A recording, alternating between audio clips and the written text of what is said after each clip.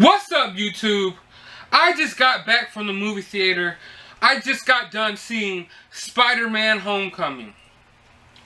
I don't know, you could probably tell by my enthusiasm that it was an amazing movie. Like, mind blown. Listen. The actors, the director, the writers, everyone involved did such an amazing job.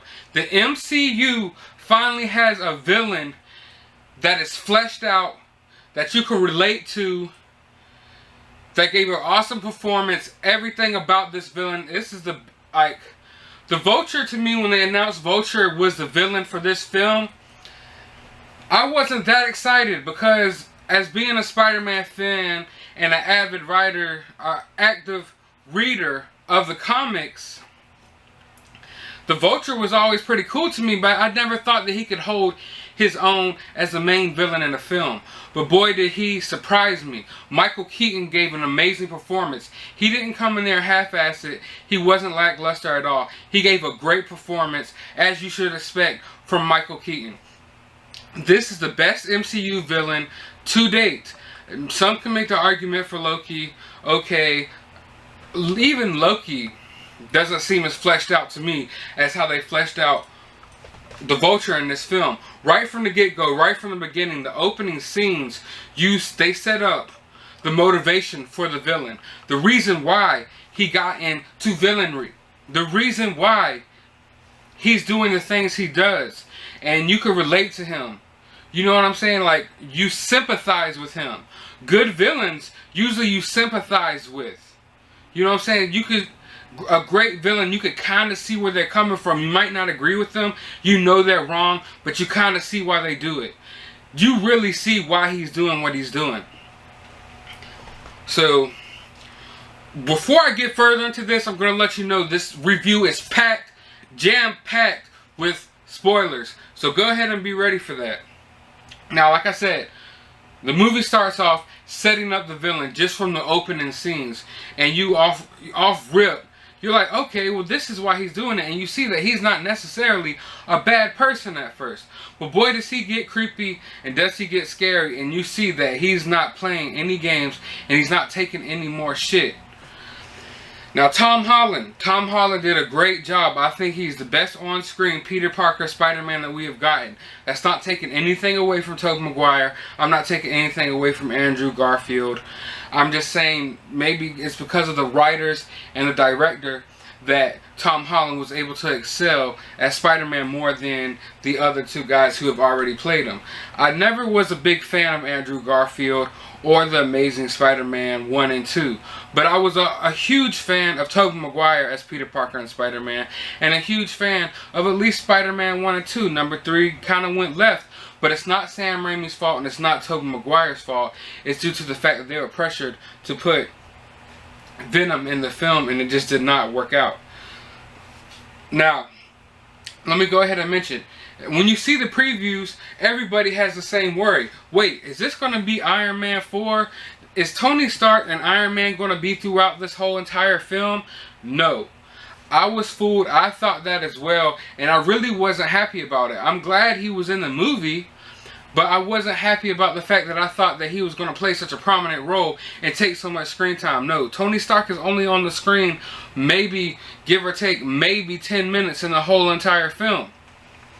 So it's very much a Spider-Man movie, very much a Peter Parker movie, very much a high school Peter Parker Spider-Man movie. And I'm not talking like the high school shit that happened in Amazing Spider-Man or the original Spider-Man series. This was very much a relatable high school film that I'm sure young adults will love. They did a great job of capturing the essence of high school. It was very much a young Peter Parker, and Peter Parker is 15 in this film. And he actually looks like a 15-year-old playing him. Whereas Tobey Maguire, like, not taking anything away from him, like I said, I loved him as Spider-Man, but in the first movie, when they showed him in high school for like all of 15 seconds, it was like, dude, you're like 30 years old in high school, and you can kind of tell. But this was a great coming of age film. another thing that I want to touch on is it's very much an origin film. Like you're seeing the origin of Spider-Man without seeing the origin of Spider-Man. They didn't show him getting bit by a spider. I don't even think they mentioned Uncle Ben's name in this entire film. But you're very much seeing him come of age, him grasp the responsibility of being Spider-Man, and you're seeing that he's not really good with all his powers yet. He doesn't really know how to fight crime the right way yet. He's very much a rookie. He hasn't even tapped into the full abilities of his strength and so many things, and you can tell because he's so young and he's really getting used to everything. Another thing I wanted to mention real quick before I forget is that Star Wars was mentioned in this film at least 2 or 3 times, with the Lego Death Star being in there, and like him and his friend Ned building the Death Star. I thought that was awesome. Now, for people who read comics, let me put you up on game about who Ned Leeds is. Ned Leeds actually becomes the Hobgoblin at one point in time in the Spider-Man comics. Now, they never said that this kid's name was Ned Leeds, but you kind of understand, hey, he's his friend Ned, it's Spider-Man, Ned Leeds. Now, this kid doesn't look like he's going to become the Hobgoblin. He's a guy like me. We're big guys, and I don't know if there's going to be an overweight Hobgoblin in the MCU, but he very much could be Ned Leeds Jr. Maybe his father turns into the Hobgoblin one day. Who knows where they're going with that? But like I said, the Vulture was amazing. The Shocker, it really... I didn't have a problem with him. He was playing a very minor role, but you actually get to see him do a few things.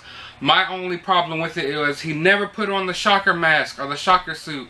I so much wanted to see him have the Shocker mask on real quick. Never at all did we get a chance to see that, and it hurt me to my heart dearly, but it's okay.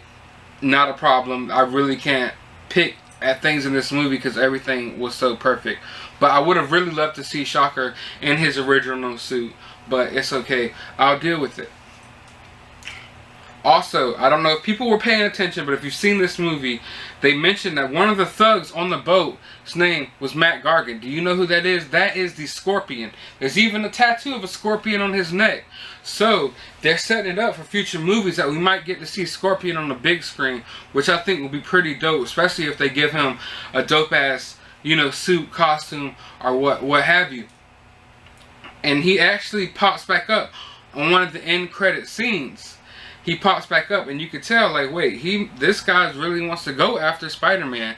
So don't be surprised if Scorpion pops up and the Spider-Man Homecoming 2 or 3 are one of these sequels.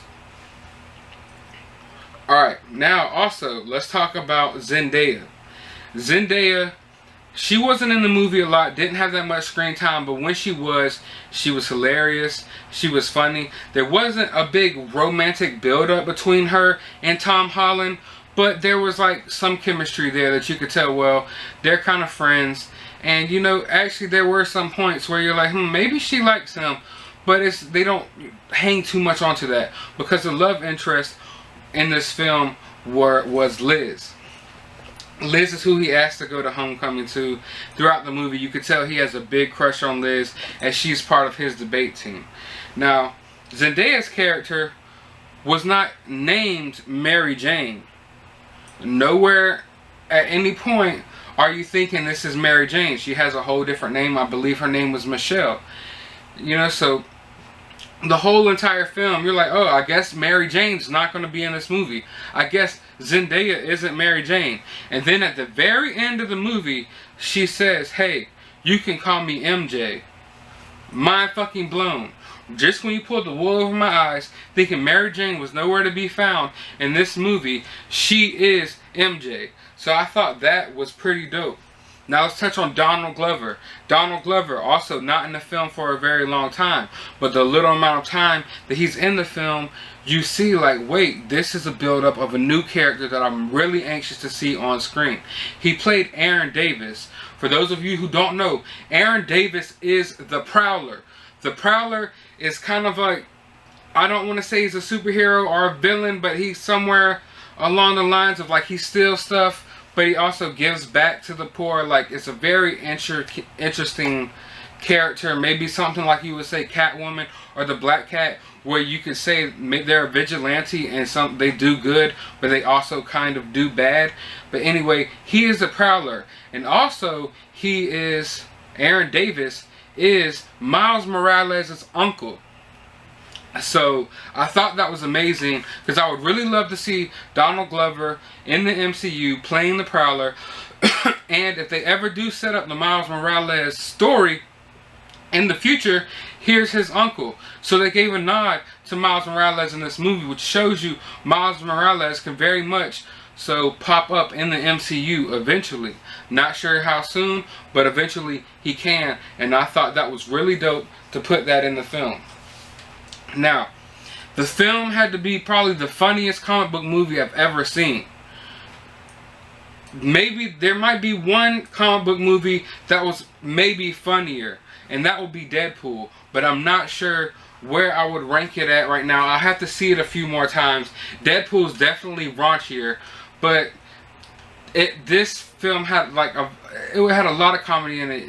I laughed my ass off a few times. You know, it was a fun-loving movie for the most part. And like I said, it was one of the most hilarious comic book movies I've ever seen. Let's just say it's Deadpool, Spider-Man Homecoming, and the Guardians of the Galaxy movies. You know, I'm not sure. I'll have to watch the film a few more times and watch Guardians of the Galaxy 2 a few more times to actually put it up there. But I say it's at least in the top 3 funniest comic book movies of all time. And I'll put it in the top 10 best comic book movies of all time.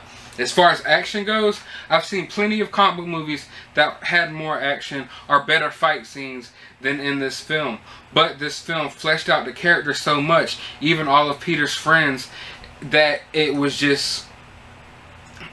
really amazing. No pun intended, because of Amazing Spider-Man. But one thing, don't get me wrong, there's action all throughout the film. Plenty of action, but you don't see much of Spider-Man whooping ass. You know what I'm saying? He doesn't get on there and like beat the shit out of the Vulture eventually. He doesn't. Usually he's getting his ass whooped, but in the long run, he does a heroic thing. I liked how in this movie, MCU usually kills off its villains. And one problem I had with Sam Raimi's Spider-Man movies, and even Amazing Spider-Man, they always killed off the villains. And I didn't think that was a good idea. Like in Spider-Man 1, they killed Green Goblin. So therefore, you're not going to ever see Norman Osborn come back. And then they killed Dr. Octopus. In this movie, Michael Keaton lives. And I thought that was amazing. Spider-Man doesn't kill him. He doesn't kill himself. Actually, at the end, Spider-Man saves him. After getting his ass whooped, of course, by the Vulture. He saves him. Now, the biggest shock in this movie, even though there was Easter eggs throughout, like I said, you got the shock about Zendaya actually being MJ. After the whole movie, they never mentioned her as MJ. You got, you know, the Scorpion being in the film. Even though he doesn't have the suit, the Scorpion is in the movie.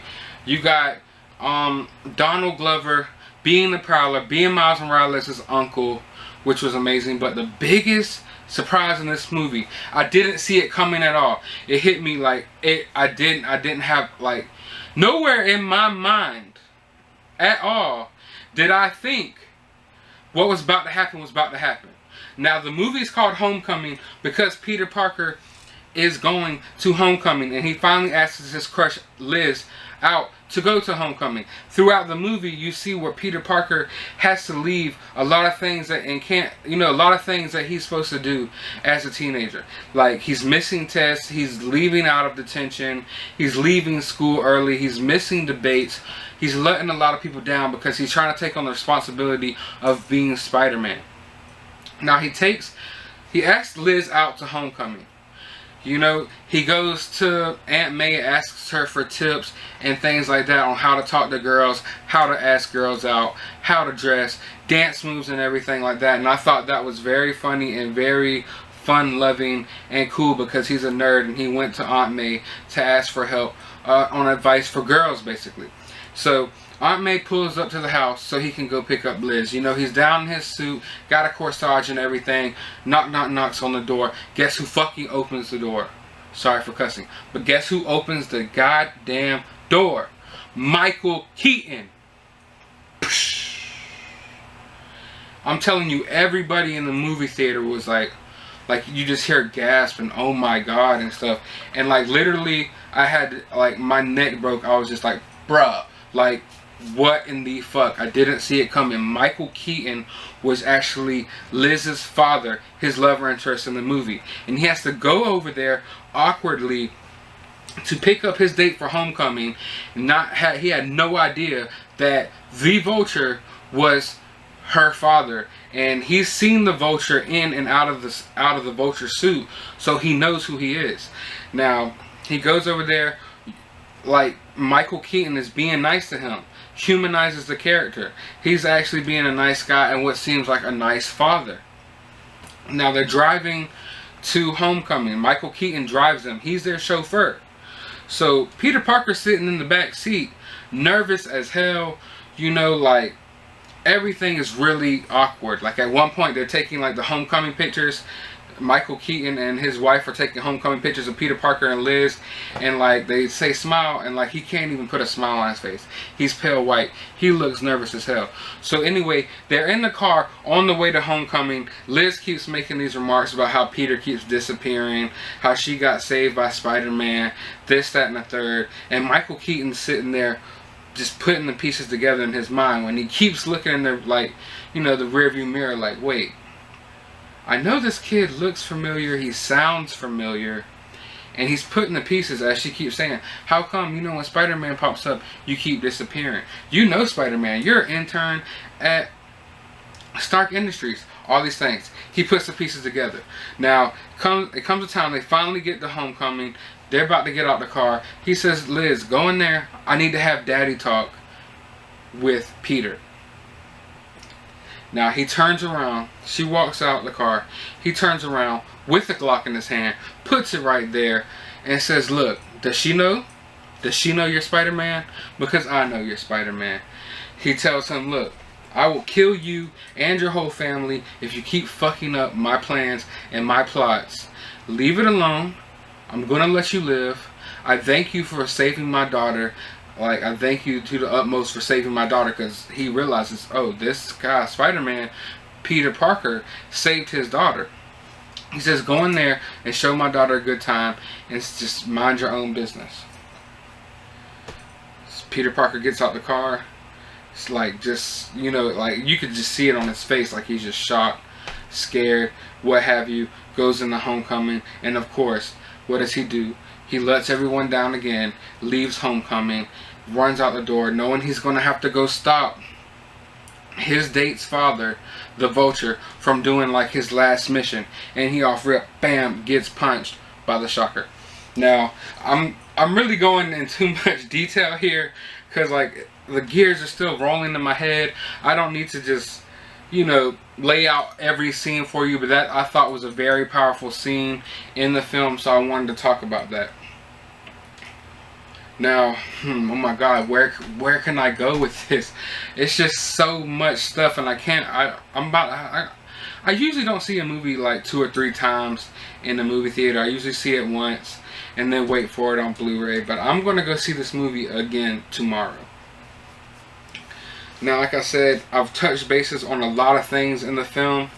I definitely, like, I can almost say I give this film a 10 out of 10. I wasn't a big fan of the fact that there was, you know, the artificial intelligence in his Spider-Man suit.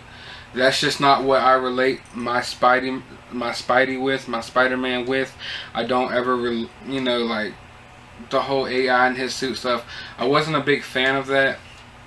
But I also didn't hate it as much as I thought it would. It actually made the movie make more sense as to how he was finding these villains and stuff like that.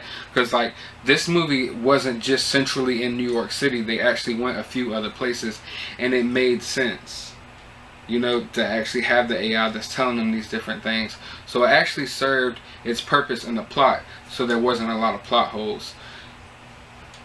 And it's the future now. You know, this isn't 1960s anymore. It is very much a millennial film. Like, you know, there's technology all throughout this film. You know, they even at one point you see Peter Parker texting and the texts are popping up on the screen, which I thought was very good. And you also see like him being excited as Spider-Man. He's filming himself and taking selfies like a teenager would in this day and age. And I think the younger crowd can relate to that, and I can relate to that as well.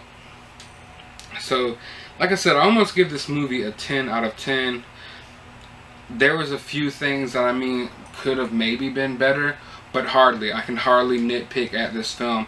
I really can't sit here and tell you like much about this film that I don't like. Like I said, I wasn't a fan of the AI, the artificial intelligence in the suit, but actually after watching the movie, I didn't hate it at all. I'm kind of indifferent to it, and I actually realized it did serve its purpose. I would have liked to seen him maybe punch a little more, do a little more kicks and stuff like that, but also it served its purpose to this film, because you see that he's a young kid who's not ready to be a superhero yet. Now at the end, I thought it was really dope that Tony Stark is inviting him to become an Avenger. And even though it's really dope and really cool, I didn't want him to do it. I don't want him to become, you know, just a central team member of the Avengers, and then you never get to see Spider-Man for what Spider-Man really is. You know, my Spider-Man usually works by himself, and he's around New York City handling problems, fighting villains, but not doing things on the Avenger scale. Now, when shit pops off and he needs to help the Avengers, he does. So he's telling him, I'm going to introduce you to the world as the newest member of the Avengers. He even has a crazier suit for him than the one he's already got. And Tom Holland, Peter Parker, looks at him and tells him, no, I'm not ready to do that. I'm not ready to do that. I want to live my life as a high school kid, and I want to be your friendly neighborhood Spider-Man. And I thought that was amazing, and I'm really glad they went that route instead of going the route of him becoming an official member of the Avengers, you know, and not showing him grow up on his own, basically. And then Pepper Potts comes out. She's back, and her and Tony Stark are getting married. I thought that was amazing, because a lot of people were wondering what happened with Pepper Potts, you know, like what happened to their relationship and things like that. There's a lot of questions out there about that in the MCU.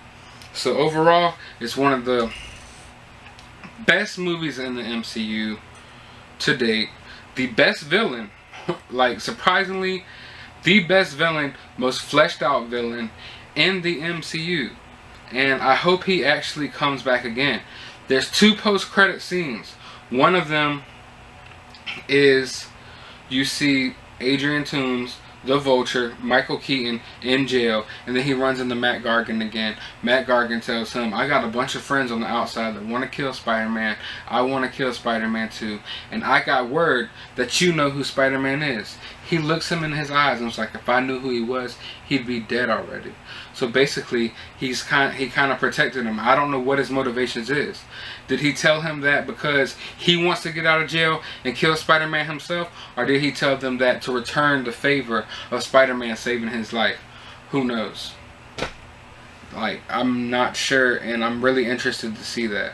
There's also another post-credit scenes, which was hilarious, because all throughout the movie, like when you go to detention, they make you watch this video of Captain America telling you how you need to be good in school. When you go to the gym, they put like, you know, like when you go, you know how it was in high school, they put those little info videos on for you real quick. When you go to the gym, he's telling you how to work out, things like that, Captain America is. And then at the end, Captain America's like, listen, you need to learn about patience, basically. Because us MCU fans, Marvel movie fans, have become very patient when having to sit through the end credits for the end credit scene. And we sat all the way through this, and it was just hilarious. Some people in the theater was upset because a lot of people, including myself, thought that the last end credit scenes would be something to tie into Infinity War. That does not happen whatsoever. It's actually a funny after credit scene, kind of like in Deadpool. Now, I could sit here talk about this all damn day. Honestly, I can. I even kind of want to make a second review after I watch this film again. But for now, I think I'm going to sign out. I'm sure that there's a lot of things that I wanted to speak on that I left out. And we can speak about that down in the comments below. Like I said, always in my videos, don't be afraid to comment. I love talking about movies. I love debating about movies, spoiler talk, all that stuff. Whatever you want to say to me, leave it down in the comments below and let's talk about this great movie. If you haven't seen it, please go see it. You need to see this movie. It is amazing. Even though I sat here and talked about it for probably 30 minutes, I still didn't touch base on half the things that happened in this movie. Like I said, top 10 best superhero movies ever, top 3 funniest superhero movies ever.